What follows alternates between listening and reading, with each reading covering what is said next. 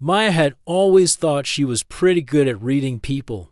Growing up in a small town, she knew everyone's story before they even opened their mouth. So when she moved to the big city for college and needed a roommate, she figured she'd spot any red flags right away. Boy, was she wrong. The first time she met Zara through the university housing app, something felt off. Not bad, exactly, just different. Zara showed up to their coffee meeting wearing sunglasses indoors, which Maya initially thought was just a fashion choice. Maybe she was one of those artsy types who wanted to look mysterious. So, you're studying here too? Maya asked, stirring her latte. Zara tilted her head in this weird way, like she was trying to understand a foreign language. Yes, I'm learning about about local customs and behaviors. Your local customs? Who talks like that? Maya wondered if English wasn't Zara's first language. That would explain the formal way she spoke, like she was reading from a textbook. Where are you from originally? Maya tried to keep the conversation going. Very far away, Zara replied quickly, then changed the subject. Tell me about your daily routines. When do you sleep? What foods do you consume? Consume. Not eat, but consume. Maya found it odd, but Zara seemed nice enough. Plus, her half of the rent money was real, and Maya desperately needed a roommate to afford the apartment near campus. Moving in together was when things got really strange. First, there was Zara's sleeping schedule. She claimed to be a night owl, but this was extreme. Maya would go to bed at midnight, and Zara would just be starting her day. Maya would wake up at 7 a.m. and find Zara heading to her room, looking perfectly fresh like she'd been up all night doing. What exactly? Then there was the food situation. Zara would go grocery shopping and come back with normal stuff, bread, milk, fruits, vegetables. But Maya never saw her actually eat any of it. The food would sit in the fridge until Maya threw it out when it went bad. Instead, Zara survived on these weird protein bars and supplements that came in unmarked packages, delivered to their door almost daily. Are you on some special diet? Maya asked one morning, finding Zara in the kitchen with 3 different bottles of pills. You could say that. Zara replied, quickly closing the bottles. My digestive system is very sensitive. Maya noticed. Zara's skin was incredibly pale, almost like she never saw sunlight, which made sense, considering she seemed to sleep all day and only come out at night. But it wasn't just regular pale. It had this weird quality to it, like it might glow if you turned off the lights. And those eyes. Maya had never seen eyes quite like Zara's. They were large, larger than seemed normal, and they reflected light in the strangest way. Sometimes when Maya was talking to her, she'd get the weird feeling that Zara was seeing more than what was actually there. The questions were another thing entirely. Zara asked the most basic stuff, but in ways that made Maya feel like she was being studied. Why do people watch television? Zara asked one evening. For entertainment, I guess, to relax. And this relaxes you? Watching other people's stories instead of living your own. It was a fair point. But who analyzed TV watching like that? Or there was the time Zara asked about emotions. When you feel sad, where exactly do you feel it in your body? I don't know. In your chest maybe. Your heart, interesting. And anger, also your chest, I guess. Maybe your head gets hot. Zara would take mental notes of everything, like she was collecting data for some research project. The weather thing was particularly weird. Maya would check her phone for the forecast. But Zara always seemed to know what was coming. Not just the next day, but specific times. You should bring an umbrella today, Zara would say. The weather app says sunny all day. It will rain at 3:47 p.m. And sure enough, at 3:47 p.m., the sky would open up. Maya started to wonder if Zara had some kind of advanced weather app. But she never saw Zara check her phone for anything. The most unsettling discovery came about 2 months into their living arrangement. Maya was coming home late from study group when she noticed their backyard light was on. Through the kitchen window, she could see a figure standing perfectly still in the middle of their small yard. It was Zara. But she wasn't doing anything, just standing there, completely motionless, looking up at the sky, not at anything particular. In the sky, not the moon or stars, just staring upward with this expression Maya had never seen before. It looked like longing, but deeper than that, like homesickness. But for somewhere impossible to reach. Maya watched for nearly 20 minutes. And Zara didn't move once. She didn't shift her weight, didn't look around, didn't even seem to blink. Just stood there like a statue, looking up with that heartbreaking expression. When Maya finally went to bed, Zara was still there. The next morning, Maya casually mentioned seeing her in the yard. "Oh," Zara said, and for just a moment, she looked genuinely sad. "I have trouble sleeping sometimes. Fresh air helps." But that wasn't what it looked like. It looked like Zara was searching for something, or someone, or some place that was very far away. Despite all the weirdness, Maya found herself genuinely liking her strange roommate. Zara was incredibly kind in ways that seemed almost too good to be true. She never left dishes in the sink, never hogged the bathroom, and somehow always knew when Maya was having a bad day. On those days, Maya would come home to find her favorite tea waiting for her, or her laundry mysteriously done and folded. Zara also had this way of listening that made Maya feel heard in a way she never had before. When Maya complained about her classes or her family or her complicated relationship status, Zara would give her complete attention, asking thoughtful questions that helped Maya figure out her own feelings. "You're a really good friend," Maya told her one night after Zara had talked her through a particularly brutal chemistry exam. Zara's expression shifted to something Maya couldn't identify. "Friend," she repeated, like she was trying out the word. "Yes, I think I understand friendship now." Now, what did that mean? But before Maya could ask, Zara had already excused herself, claiming she needed to make some important calls, and Maya could hear her in her room, talking in what sounded like a completely different language. Not Spanish or French or anything Maya recognized, but something with sounds that didn't seem quite right. Like her voice was doing things human voices weren't supposed to do. Maya tried to convince herself that everything had a logical explanation. International student from a remote area, different cultural background, maybe some kind of medical condition that required special supplements. Severe social anxiety that made normal conversation difficult. But deep down, she knew something was really, genuinely different about Zara. Something that went beyond cultural differences or personal quirks. She just had no idea how different until that night when everything changed forever. Maya had always been a deep sleeper. Back home, her mom used to joke that a marching band could walk through her room and she wouldn't wake up. So when she started having restless nights, 3 months into living with Zara, she blamed it on college. Stressed out at first, it was just a feeling. You know that weird sensation when you think someone's watching you? Maya would wake up around 2 or 3 in the morning with her heart racing, completely alert, like her brain was screaming that something was wrong. But when she'd look around her dark room, everything seemed normal. She tried all the usual fixes. Maybe she was drinking too much coffee. Maybe the street lights outside were too bright. She bought blackout curtains and cut back on caffeine after 2 p.m. Nothing helped.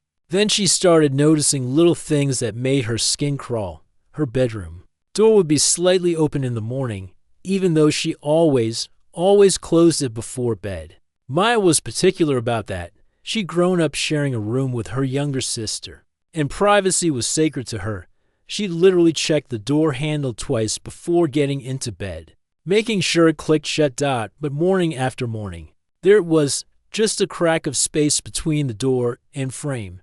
Maybe the house settles weird, she told herself, even though that made no sense. Old houses might have doors that swing open on their own, but their apartment was practically brand new. Then there was her desk chair. Maya was obsessively organized with her study space. Everything had its place, and the chair was always pushed in at the exact same angle when she finished studying. But she'd wake up to find it turned slightly to face her bed, like someone had been sitting there watching her sleep. The first time she noticed it, Maya felt sick to her stomach. She pulled the chair back to its proper position and tried to forget about it. But it kept happening. Night after night. "Zara," she asked one morning over breakfast, trying to sound casual, "you haven't been in my room, have you? Like, if you needed to borrow something." Zara looked up from her usual breakfast of weird protein supplements, those big eyes wider than usual. "Your room? No. Why would I enter your private space?" The way she said private space was so formal, so careful, that Maya almost believed her. Almost. But then came the drawings. Maya woke up one Tuesday morning to find a piece of paper on her nightstand that definitely hadn't been there when she went to sleep. It was covered in intricate geometric patterns, circles within circles, connected by lines that seemed to follow some kind of mathematical formula she couldn't understand. The weird part wasn't just that someone had left it there. The weird part was that when Maya looked at it directly, the patterns seemed normal. But when she glanced at it from the corner of her eye, the lines appeared to move and shift, like they were alive. She stared at the paper for a full 10 minutes, trying to figure out if she was losing her mind. "Did you draw this?" she asked Zara, holding up the paper. Zara went completely pale, which was saying something since she was already the palest person Maya had ever met. I don't know what that is," Zara stammered, but she couldn't take her eyes off the drawing. "It was on my nightstand this morning. Perhaps you drew it yourself?" Sometimes people create things in their sleep without remembering. Maya had never heard of anyone drawing complex geometric patterns while sleepwalking, but she didn't know what else to think. The drawings kept appearing, not every night, but often enough that Maya started checking her nightstand before bed and again when she woke up. They were always different, always equally complex, and they always had that weird quality of seeming to move when she wasn't looking directly at them. She tried staying up late, thinking maybe she could catch whoever was doing this, but every time she made the decision to stay awake and watch, she'd fall into the deepest sleep of her life and wake up feeling more rested than she had in weeks. That should have been her first clue that something really strange was going on. The night everything change started like any other. Maya had been studying for her biology midterm until almost 1 a.m. Her eyes were burning from staring at textbooks, and she was exhausted. She brushed her teeth, checked that her door was closed properly, and collapsed into bed. But something woke her up around 3 a.m. Not the usual vague feeling of being watched, but an actual sound. The soft creak of her door opening. Maya's heart started pounding, but she forced herself to stay perfectly still. She'd read somewhere that if someone breaks into your house, you should pretend to be asleep so they don't panic and hurt you. Not that she thought someone was breaking in, but her fight-or-flight response was in full gear. Through barely open eyes, she watched as a tall, thin shadow slipped into her room. It was definitely Zara. Maya could tell by the way she moved. That weird graceful walk like she was floating just above the ground. But something was wrong with her silhouette. She seemed taller than usual, and her proportions looked off somehow. Maya watched as Zara approached her bed with careful, silent steps. Every instinct screamed at her to sit up, to demand to know what was going on. But curiosity won out over fear. Zara stopped right beside Maya's bed and stood there for what felt like forever. Maya could hear her breathing, but it sounded different, slower, deeper, like she was concentrating on something. Then Zara raised her hand toward Maya's forehead. Maya's mind raced. Was Zara going to hurt her? Should she scream? But something about the gesture didn't feel threatening. It felt careful, protective, almost. Zara's hand stopped just a few inches above Maya's forehead, not quite touching. And then the strangest thing happened. A warm, tingling sensation washed over Maya's entire body, starting from her head and flowing down to her toes. It felt like sinking into a perfectly warm bath, or like being wrapped in the softest blanket on a cold day. Every muscle in her body relaxed, and a sense of complete peace settled over her mind. For a moment, Maya forgot to be scared. She forgot to be confused. She just felt safe and protected in a way she hadn't since she was a little kid falling asleep in her parents' bed during a thunderstorm. The sensation lasted for maybe 5 minutes, though it was hard to tell time in that dreamy state. Then Zara slowly lowered her hand and stepped back from the bed. Maya watched through her eyelashes as Zara stood there for another minute, just looking down at her with an expression Maya couldn't identify in the dark. Then, as silently as she'd entered, Zara walked back to the door and slipped out of the room. Maya heard the soft click of the door closing, and she was alone again. She lay there for the rest of the night, wide awake but feeling more relaxed than she'd ever felt in her life. Her mind was crystal clear, but her body felt like it was floating. When her alarm went off at 7 a.m., she realized she felt better than she had in months. Even though she'd barely slept out at breakfast, Maya studied Zara's face, looking for any sign that she remembered the midnight visit. But Zara seemed completely normal. Well, normal for Zara anyway. Sleep well? Zara asked, not meeting Maya's eyes. Actually, yeah, Maya replied. Better than I have in weeks. For just a second, Maya thought she saw relief flash across Zara's face. That's good, Zara said quickly. Rest is very important for humans. I mean, for people our age. Maya almost asked about the night before, but something held her back. Maybe it was the peaceful feeling that was still lingering in her system. Or maybe it was the way Zara seemed genuinely concerned about her well-being. Whatever it was, Maya decided to wait and see what happened next. She didn't have to wait long. After that night, Maya couldn't think about anything else. She'd replay the scene over and over in her mind, Zara standing by her bed. That strange warm feeling, the way her roommate had seemed taller and different in the dark. The logical part of her brain kept trying to explain it away. Maybe she'd been dreaming. Maybe the stress of college was making her imagine things. Maybe she was having some kind of breakdown. But she felt too good for it to be a breakdown. Ever since that midnight visit, Maya had been sleeping better than she had in years. She woke up refreshed, her mind was clear, and even her professors had commented on how much more focused she seemed in class. It was like whatever Zara had done had fixed something Maya didn't even know was broken. But that just made everything more confusing. Maya started paying closer attention to her roommate's behavior, looking for clues about what was really going on. What she found made her even more worried. Zara was getting stranger by the day. She'd started avoiding daylight completely, not just preferring nighttime, but actually seeming uncomfortable when sunlight hit her skin. Maya noticed Zara would walk along the shaded side of the street, duck into doorways when clouds moved away from the sun, and wear long sleeves even on the hottest days. And her skin wasn't just pale anymore, it was practically transparent. Maya could see the delicate blue lines of veins running along Zara's arms and neck sometimes. When the light hit her just right, Zara almost seemed to glow from the inside. The food situation got weirder too. Zara stopped even pretending to buy normal groceries. Instead, packages arrived at their door almost daily, unmarked boxes that Zara would grab quickly and take to her room. Maya caught glimpses of strange bottles and containers, none with labels. She could read, "What's in all those packages?" Maya asked one afternoon as Zara collected another mysterious delivery. "Just supplements," Zara replied, clutching the box to her chest. "For my condition." "What condition?" Zara's eyes went wide, like she'd said something she shouldn't have. "Nothing serious, just dietary requirements." But Maya was pretty sure normal dietary requirements didn't come in unmarked packages that arrived in the middle of the night. The most disturbing change was Zara's disappearing acts. She'd leave the apartment for hours at a time, never saying where she was going.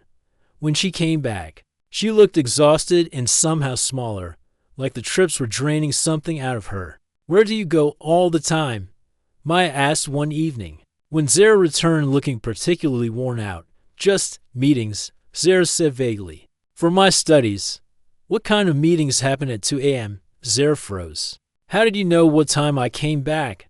"I heard the door close." "Zara, what's going on? Are you in some kind of trouble?" For a moment, Maya thought Zara might actually tell her the truth. Her strange, large eyes filled with something that looked like desperation, and she opened her mouth like she was about to say something important. Then she seemed to catch herself Everything's fine. You don't need to worry about me. But Maya was worried, really worried. The final straw came a few days later when Maya woke up in the middle of the night. To the sound of Zara talking in her room, she could hear her roommate's voice through the thin walls, but she wasn't speaking English actually. She wasn't speaking any language Maya had ever heard. The sounds coming from Zara's room were impossible. They were too high and too low at the same time, with harmonics that seemed to vibrate in Maya's bones. It was like listening to music, but made with a voice that could do things human voices definitely couldn't do. Maya pressed her ear to the wall, trying to make sense of what she was hearing. The sounds rose and fell in patterns that almost seemed like conversation, but with an underlying melody that made her feel homesick for places she'd never been. When the sound stopped, Maya heard Zara moving around her room, and then silence. The next morning, Maya decided she couldn't take it anymore. She'd been patient, she'd been understanding, but she needed answers. She waited until Zara came out for her usual morning routine, if you could call 11 a.m. morning, and cornered her in the kitchen. "We need to talk," Maya said, blocking the doorway. Zara immediately looked nervous. "About what?" "About everything. The midnight visits to my room, the strange packages, disappearing for hours, and whatever language you were speaking last night." The color drained from Zara's already pale face. "I don't know what you're talking about." "Yes, you do. I saw you in my room 3 nights ago. You stood by my bed and did something that made me feel different, better. And last night I heard you talking in some language that doesn't sound like anything from Earth." Maya hadn't meant to say that last part. It just slipped out. Zara's reaction was immediate and intense. Her eyes went wide with what looked like panic, and she started backing away from Maya like she was dangerous. "You're imagining things," Zara said quickly. "You're stressed from school. Maybe you should see a counselor." "I'm not imagining anything. I know what I saw and heard." "No, you don't." Zara's voice cracked, and Maya was shocked to see tears streaming down her face. For a moment, in the bright kitchen light, those tears looked strange, too clear, almost like liquid crystal. "You're having dreams, or hallucinations, or something. But none of this is real." Maya had never seen Zara cry before, had never seen her show any strong emotion. Actually, the tears made her look even more otherworldly than usual, and Maya noticed that her eyes were reflecting the light from the window in a way that definitely wasn't normal. "Zara, please," Maya said, softening her voice. "I'm not trying to attack you. I'm worried about you. If you're in some kind of trouble, maybe I can help." "You can't help me," Zara whispered, wiping at her strange tears. "No one can help me." "What does that mean?"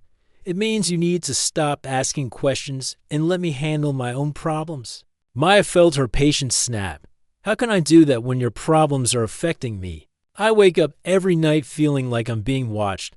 I find weird drawings in my room. My stuff gets moved around.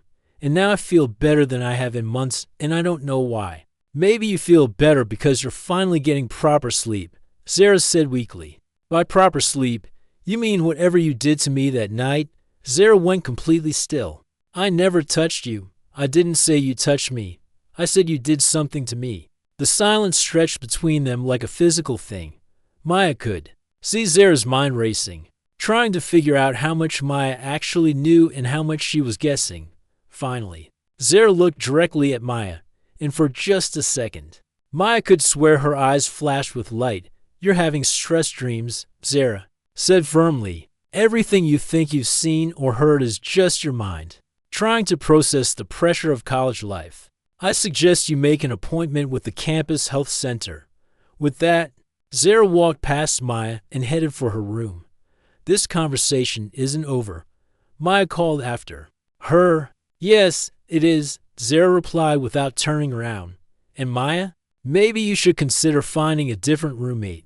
I think this living arrangement isn't working out for either of us." The door to Zara's room slammed shut, leaving Maya standing alone in the kitchen with more questions than ever and a growing certainty that her roommate was hiding something huge. What Maya didn't know was that on the other side of that door, Zara was making an emergency call to people who were very far away.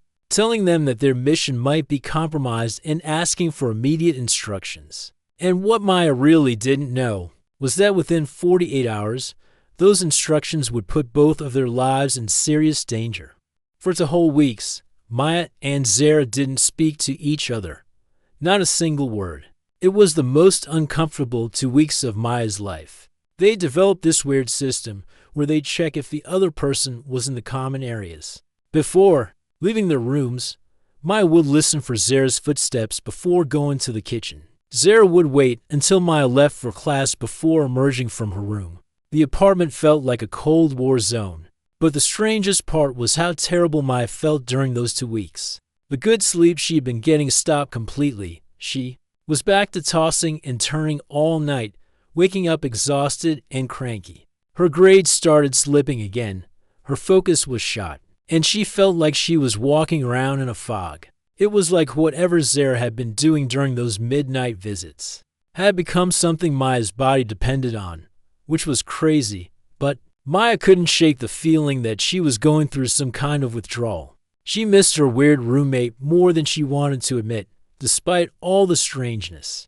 Zara had been kind to her. She'd been a good listener, a thoughtful friend, and the most considerate person Maya had ever lived with. Maya was starting to think she should apologize and try to work things out. When everything went completely sideways, it was a Thursday night, and Maya was coming home late from her job at the campus library. She'd been working extra shifts to save money for spring break, and she was exhausted.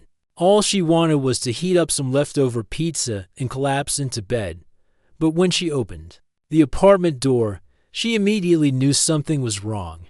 The living room was too quiet and too dark. Usually, even when they weren't talking, Maya could hear signs that Zara was home, music playing softly, the hum of her weird supplement machine, or the sound of her moving around. Tonight, there was nothing. Zara, Maya called out, flipping on the light switch. That's when she saw her. Zara was lying on the living room floor, curled up in a tight ball near the couch. At first, Maya thought she was asleep, but something about her position looked wrong. Too still, too rigid. Zara. Maya dropped her backpack and rushed over. Up close, Maya could see that Zara was breathing, but barely. Her skin, which had been getting paler over the weeks, now looked almost gray. But more shocking than that was the fact that in the dim lamplight, Zara's skin was definitely, unmistakably glowing.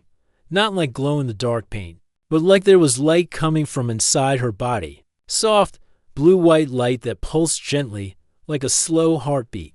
Maya's hand shook as she reached for her phone to call 911. But before she could dial, Zara's eyes snapped open, and they were completely different. Instead of the large but relatively normal eyes Maya was used to, Zara's eyes were huge, taking up almost a third of her face. They were solid black except for pupils that reflected light like mirrors, and they were looking right at Maya with an intensity that made her freeze. "Don't," Zara whispered, and her voice sounded wrong too. It had harmonics, layers of sound that seemed to come from somewhere deeper than her throat. "Don't call your medical people. They won't understand what I am." Maya's brain struggled to process what she was hearing. "What you are, Zara. You need help. You're sick." Zara tried to sit up but only managed to prop herself up on one elbow. Maya could see that her proportions were all wrong. Her limbs looked longer than they should, and her fingers seemed to have too many joints. "I'm not sick," Zara said, her strange voice getting stronger.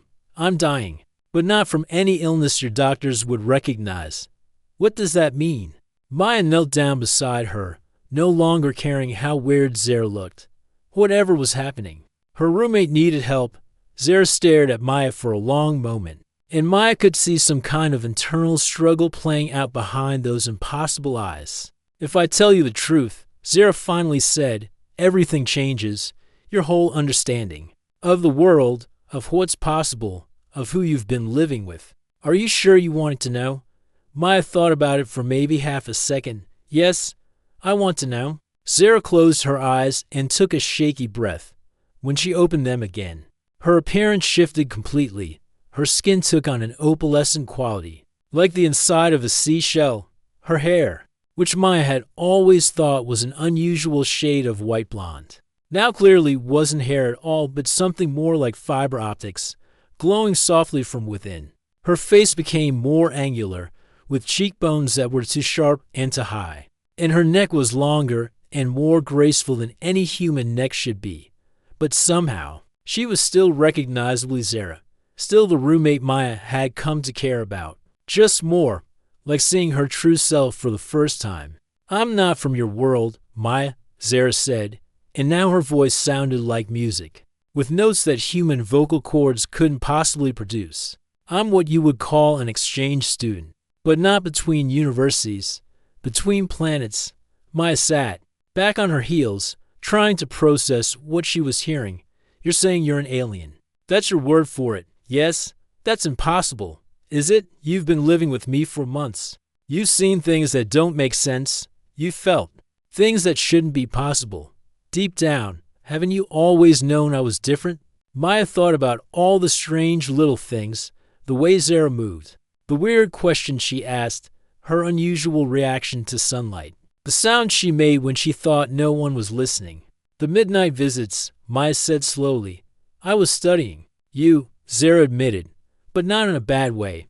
I was trying to understand human dreams, human emotions, the way your minds work when you're not consciously controlling them. And the feeling you gave me, that warm, peaceful feeling, protection. Your species is very active, often troubled dream states. I was filtering out the negative thoughts, the anxiety, the fears that were keeping you from proper rest." Why? Zara's expression, as much as Maya could read expressions on this new version of her face, softened. "Because I care about you. I wasn't supposed to, but I do. In my culture, we don't have friendships the way humans do. But living with you, watching how you worry about others, how you show kindness to strangers, how you work so hard to achieve your goals, I started to understand what friendship means." Maya felt tears starting in her eyes. "Is any of it real? Our friendship? I mean, it's the most real thing I've ever experienced." Zara said immediately, "Which is why I have to tell you the rest. There's more. My body is rejecting the biological modifications that allow me to appear human. That's what you're seeing now. My disguise failing. I have maybe hours before my system shuts down completely." Maya felt panic rising in her chest. "Then we need to get you to a hospital. Your medical technology can't help me. The only thing that can save me is returning to my people for treatment. Then let's call them or contact them, or however you communicate with them." Zara's smile was sad and beautiful and completely inhuman. "I already have. That's part of the problem." "What do you mean?" "I've been sending reports back to my people about human behavior, human society, human emotional capacity. But my reports have been compromised." "Compromised how?" "I was supposed to observe you objectively, scientifically. But I've been writing about friendship, about kindness, about how much I've come to care about you and your species. My superiors think I've been affected by some kind of human psychological influence." Maya wiped at her eyes, trying to understand. "So they're coming to get you? They're coming to extract me and potentially to study you to understand what you've done to me." The words hit Maya like a punch to the stomach. "Study me? They don't understand how a human could have such an effect on one of us. They want to know if you have some kind of special ability, or if you've been deliberately trying to influence me. But I haven't done anything. I just tried to be your friend. I know that. But they don't understand friendship the way humans do. To them, the changes in my behavior look like evidence of human manipulation or control." Maya stood up, pacing the small living room. "So what happens when they get here?" "They'll take me home for medical treatment. And they'll probably take you for observation and study." "Take me where?" "Very far away from here." Maya stopped pacing and looked down at her roommate, who was clearly struggling to maintain consciousness. "How far away?" Zara met her eyes, and Maya saw the answer there before she spoke. "Far enough that you'd never see your family again. Far enough that by the time they finished studying you, everyone you've ever known would be gone." Outside, Maya heard a sound she'd never heard before, like wind chimes made of crystal, but coming from the sky instead of a tree. She looked toward the window and saw lights moving against the clouds. Too bright and too organized to be airplanes. "They're here," Zara whispered, and Maya realized that her life as she knew it was about to end. Maya stared out the window at the lights moving in the sky, her mind racing. This was really happening.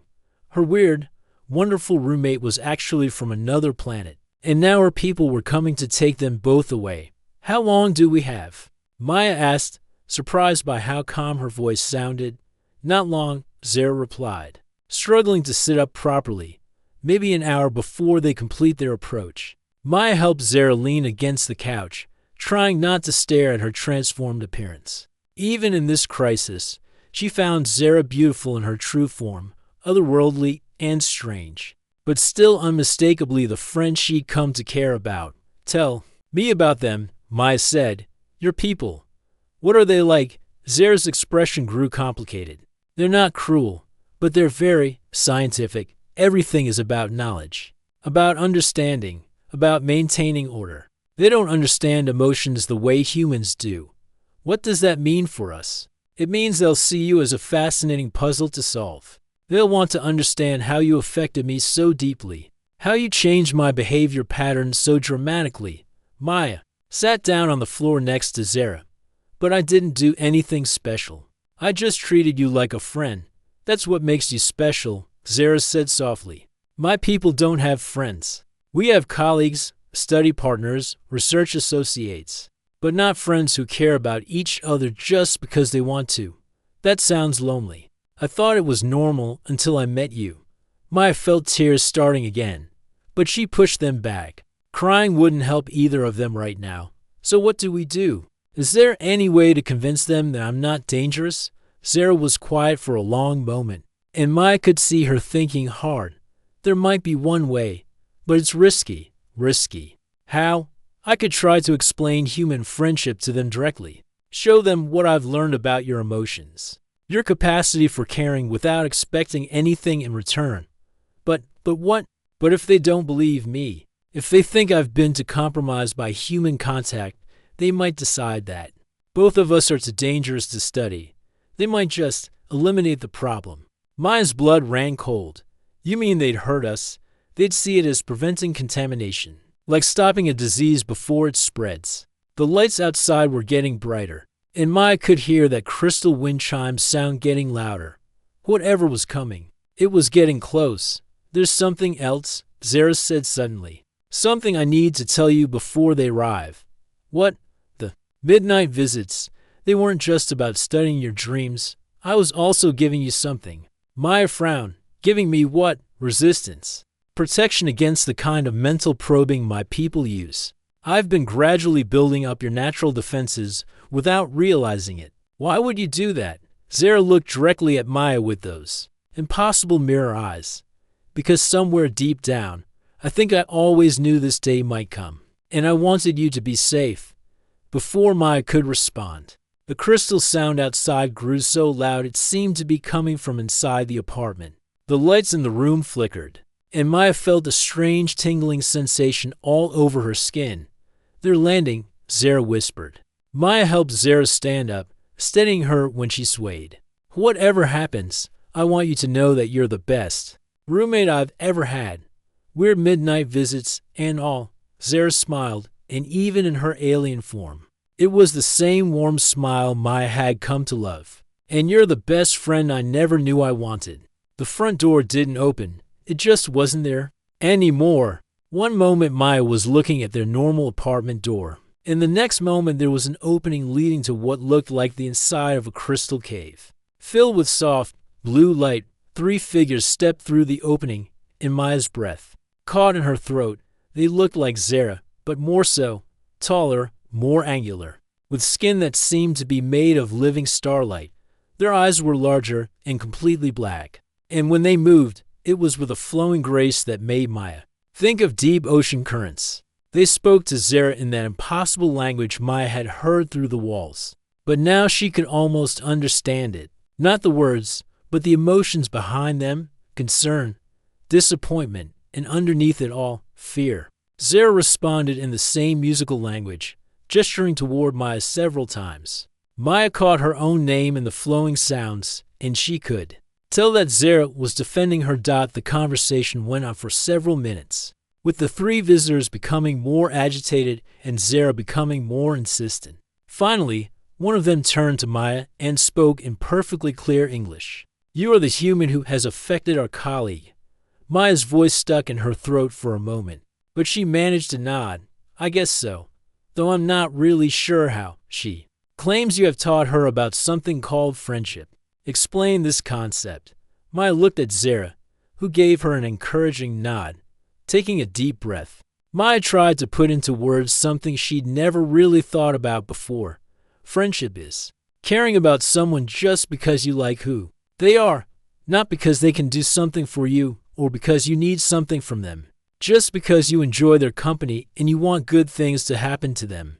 The three visitors exchanged glances, and Maya could feel them having some kind of silent conversation. "And what do you expect in return for this caring?" another one asked. "Nothing, really.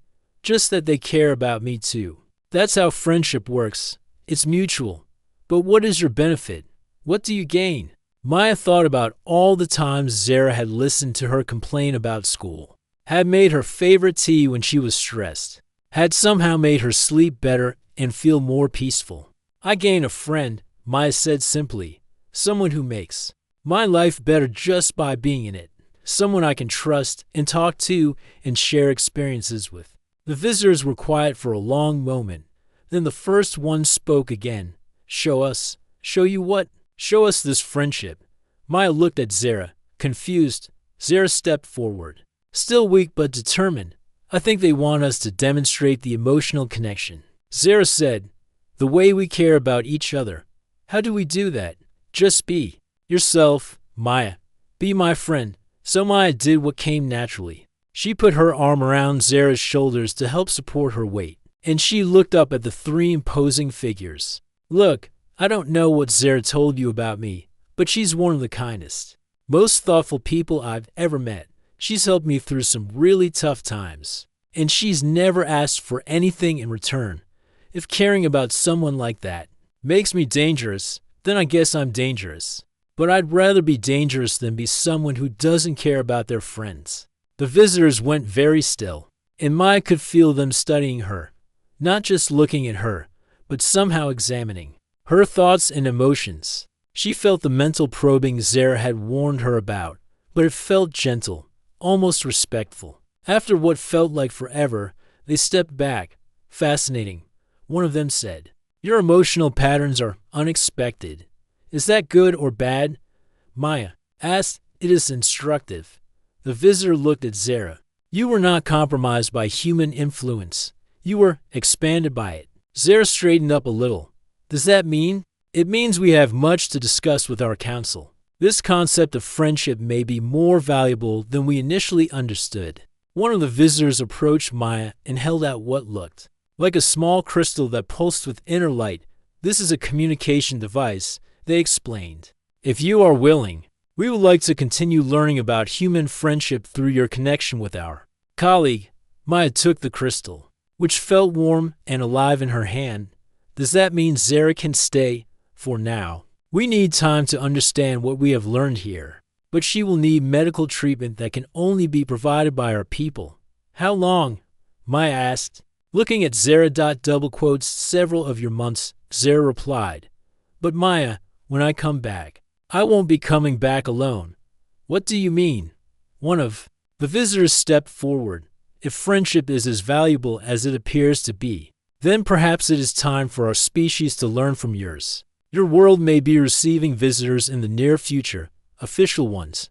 Maya's mind reeled. "You mean like first contact with all of humanity eventually?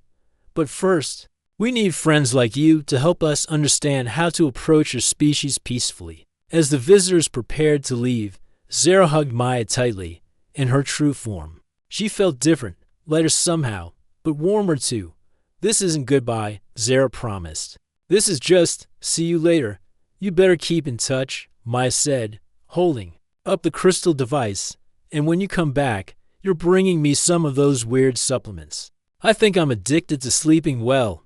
Zara laughed, and the sound was like music. deal. As Maya watched from her apartment window, the crystal ship rose silently into the night sky, carrying her best friend to places she couldn't even imagine.